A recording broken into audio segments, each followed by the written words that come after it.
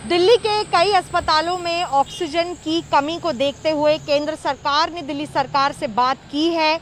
उनका ऑक्सीजन का जो कोटा है वो लगभग 380 टन से बढ़ाकर कुछ 480 टन किया गया है, मेट्रिक टन। लेकिन ये अभी भी बहुत ज़्यादा नहीं है। जिस तरीके से अस्पतालों में लोग फ़िलहाल एडमिटेड हैं, उनको वेंटिलेटर्स और आईसीयू की ज़रूरत है और 700 मेट्रिक टन प्रतिदिन दिल्ली को ऑक्सीजन की सप्लाई चाहिए। मैक्स अस्पताल की बात करें तो वहाँ पर कुछ ऐसी फैसिलिटीज़ हैं, मैक्स ने खुद स्टेटमेंट निकाल कर बताया, जहाँ पर 2 से 3 घंटे तक की सप्लाई बची है, कहीं 8 घंटों की सप्लाई बची है, कहीं 12 घंटों की सप्लाई बची है। बात करें अगर एलएनजेपी की तो लगातार यहाँ पर एम्बुलेंसेस आप देख रहे हैं, पेशेंट्स आते जा रहे हैं। यहाँ पर भी कुछ घंटों पहले ऑक्सीजन की किल्लत थी, लेकिन केंद्र सरकार से बात करने के बाद यहाँ पर 10 मेट्रिक टन ऑक्सीजन दिया गया। 500 से ज़्यादा ऐसे बेड्स हैं जो फ़िलहाल आईसीयू और वेंटिलेटर के लिए इस्तेमाल हो रहे हैं, नॉर्मल बेड्स भी हैं।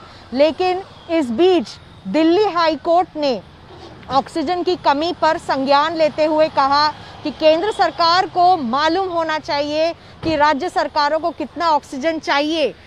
दिल्ली हाईकोर्ट ने फटकार लगाई केंद्र सरकार को और कहा कि अगर ज़रूरत पड़े तो रोड से नहीं तो एयरलिफ्ट कराकर ऑक्सीजन यहाँ भेजा जाए, क्योंकि वो नहीं चाहते कि कोई भी इस वक्त कोरोना या नॉन कोरोना के जो पेशेंट्स हैं जिनको ऑक्सीजन की ज़रूरत पड़ रही है, इमरजेंसी में एडमिट होना पड़ रहा है, उनकी ऑक्सीजन की कमी से मौत हो। फ़िलहाल भी जब हम बोल रहे हैं दिल्ली की स्थिति अभी भी सामान्य नहीं है और ऑक्सीजन की कमी आने वाले दिनों में ना हो, इसलिए केंद्र सरकार ने भी अलग अलग तरीक़ों से कदम उठाने शुरू कर दिए हैं। हरियाणा सरकार से भी इस बीच दिल्ली सरकार की मुठभेड़ हो रही थी ऑक्सीजन सप्लाई को लेकर, लेकिन उसे भी रिजॉल्व कर दिया गया है। और फिलहाल एलएनजेपी ही नहीं, लेकिन प्राइवेट अस्पताल जो हैं दिल्ली के, चाहे वो मैक्स हो या अपोलो हो, उन्होंने भी ऑक्सीजन की कमी के चलते हाथ खड़े कर दिए हैं और सरकार से वो गुहार लगा रहे हैं कि ऑक्सीजन की सप्लाई और डिस्ट्रीब्यूशन को तुरंत दुरुस्त किया जाए।